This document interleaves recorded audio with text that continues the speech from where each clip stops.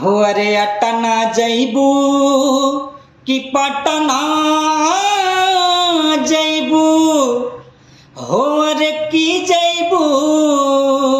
खैरुला में ए गोरिया हो अरे अटना जैबू कि पटना जैबू की जैबू खैरुला में काहे जलेबी के तरसेली गोरकी बड़ा मजा रसगुल्ला में काहे जलेबी के तरसेली गोरकी बड़ा मजा रसगुल्ला में बड़ा मजा रसगुल्ला में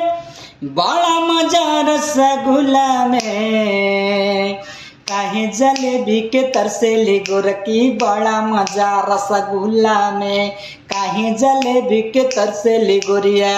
बड़ा मजा रसगुल्ला में।